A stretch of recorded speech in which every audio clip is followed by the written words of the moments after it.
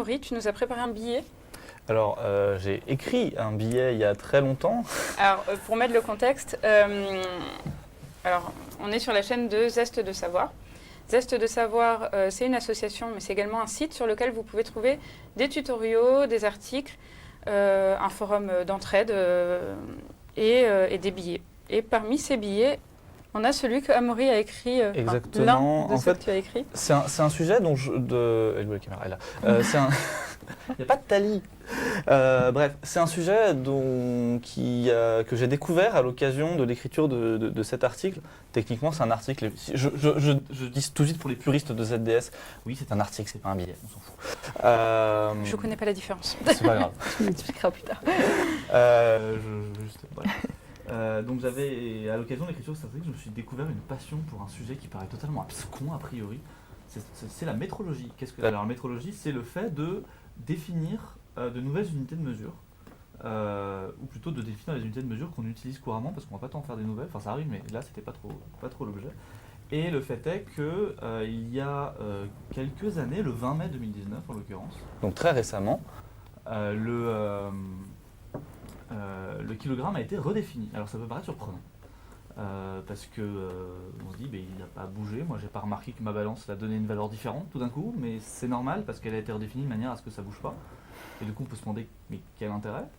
C'est un petit peu chelou de redéfinir un truc de la manière à ce que ça bouge le moins possible.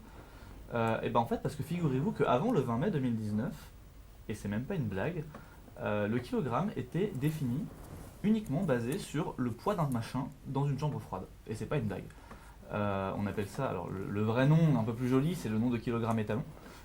Mais il n'empêche qu'on avait un truc qui pesait 1 kg, quelque part, dans une chambre forte et froide, vraiment très surveillée, très cadrée, super mesurée, tout ce que vous voulez. Et 1 kg, c'était le poids de ce machin. Donc c'est-à-dire que si ce machin changeait de masse, le kilo changeait avec, c'est un petit peu gênant. Du coup, on a redéfini ce kilogramme. D'une telle manière parce que ça dépend d'une constante fondamentale et plus d'un étalon, donc du poids d'un machin. Cette redéfinition, ça a été fait par le Bureau international des poids et mesures qui est dans le sud de Paris, pas si loin d'ici en vrai, enfin en Ile-de-France en tout cas. Et ça s'est basé sur la constante de Planck. Alors, tous les détails sont dans l'article qu'on pourra mettre dans le chat si quelqu'un a le lien sous la main, c'est pas très dur à trouver, cherchez kilogramme. Mais pour faire simple, on s'est basé sur la constante de Planck parce que il y a plusieurs manières de peser un objet.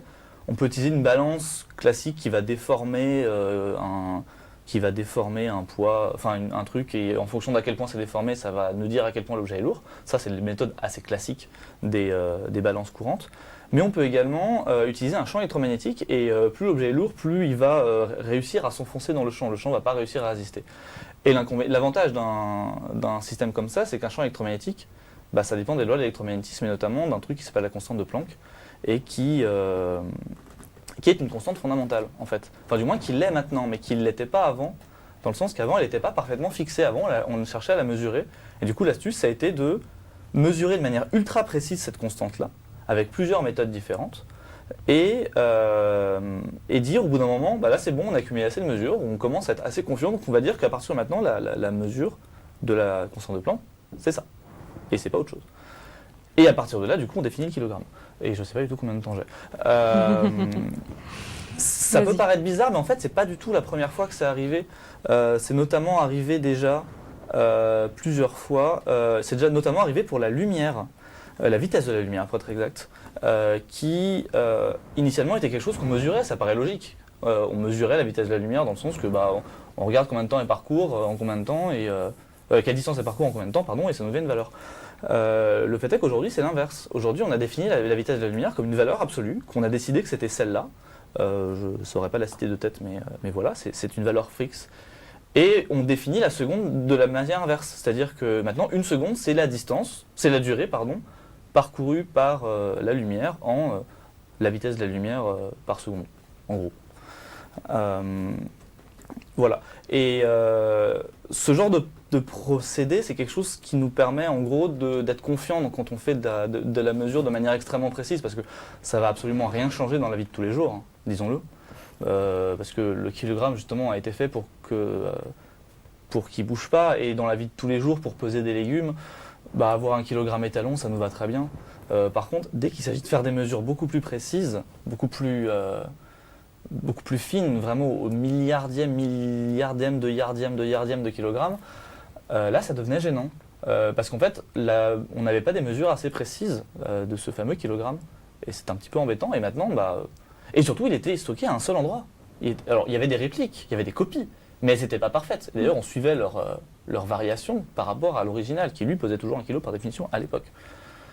Maintenant, n'importe qui peut se faire son étalon à lui pour pouvoir comparer des choses de manière extraordinairement précise. Et ça a donné des défis physiques vraiment impressionnants. Par exemple, une des 2 méthodes, on appelle ça la méthode XRCD en l'occurrence, pour en gros compter combien ça fait 1 kg de manière très précise, ça a été de littéralement faire une boule de silicium en l'occurrence et de compter les atomes qu'il y avait dedans, en toute simplicité. C'est un truc qu'on fait tous les jours. Hein. Moi, parfois j'ai un sac de billes, je compte les billes, parfois j'ai un sac d'atomes, je compte les atomes, je vois pas de problème. En réalité, il a fallu faire une sphère d'une perfection absolue pour pouvoir utiliser des règles géométriques. Et ça a fait du coup au passage la sphère la plus parfaite qu'on ait jamais faite ever, parce que finalement pourquoi s'embêter. Voilà. Alors c'est depuis quand ça, ce nouveau Alors ce nouveau, ça a été, sur les dates, ça a été mis en application en mai 2019. Le 20 mai 2019, c'est ça, ouais. Mais on avait décidé de le faire dans la conférence du 13 au 16 novembre 2018. Après, il y a un peu de paperasse, etc. Et puis, ça a été rapide, je trouve, quand même, pour sachant que ça, c'était la définition. Ouais. Par contre, le projet de changer la définition, lui, ça a mis un petit moment. Ça a mis combien de temps d'ailleurs ? Ça a mis plusieurs années. Ça a mis une dizaine d'années. En vrai, une quinzaine d'années. Parce qu'en gros, le Bureau international des poids et mesures, il était un petit peu exigeant, et c'est normal, parce qu'on parle de redéfinir une unité qu'on utilise tous les jours, c'est extrêmement important que ce soit bien visé, bien juste. Du coup, il exigeait qu'on puisse mesurer la fameuse constante de Planck avec une précision vraiment très très forte par au moins 3 équipes indépendantes qui ont travaillé de manière totalement indépendante et au moins 2 méthodes différentes qui devaient obtenir au même résultat. Et en pratique, il y en a eu 5, si je ne me trompe pas. Enfin, en vrai, il y en a eu beaucoup, mais à la fin, qui commençaient à converger bien, il y en a eu 5. J'essaie de retrouver si j'ai le truc. Je ne l'ai pas, tant pis. C'est pas grave. Et du coup, on a réussi à le faire. On a réussi à fixer une valeur que je peux vous citer si vous y tenez. Mais je pense que tout le monde l'aura oublié au moment où je l'aurais dit. Mais fini, du coup, la valeur de la constante de Planck, c'est 6,626,070 15 x 10 puissance moins 34 joules seconde. Oui, je dis 70 ou 70 de manière totalement aléatoire. Tout le monde me fait la remarque. Désolé, c'est comme ça. Voilà ce qu'on a retenu. Juste influencé par des amis suisses et des amis belges avec qui je fréquente beaucoup trop. Et voilà, et il y a eu 3. Alors je ne sais pas si je peux trop le montrer à la caméra. Alors, c'est un petit peu ambitieux. Vous verrez rien. Allez voir sur l'article. Mais tout à la fin, vous avez un schéma avec une bande verte et vous voyez les 4 valeurs de la constante de Planck dans cette bande verte. Le lien de l'article est dans le chat. Le lien de l'article est dans le chat. Merci petit moté. Voilà. Donc c'est un article que tu as fait avec... C'est un article que j'ai coécrit avec Ahabou, qui est un membre de Savoir, qui est très prolifique, et notamment sur les articles en physique, en électronique et ce genre de choses. Et souvent ce qu'il fait c'est très cool d'ailleurs, donc c'était un plaisir d'écrire cet article avec lui, d'autant plus que c'était de manière générale quelque chose d'ultra satisfaisant au-delà même de cet article, parce que ce jour-là c'est le jour où on s'est totalement débarrassé de tout étalon, dans toutes les unités en fait.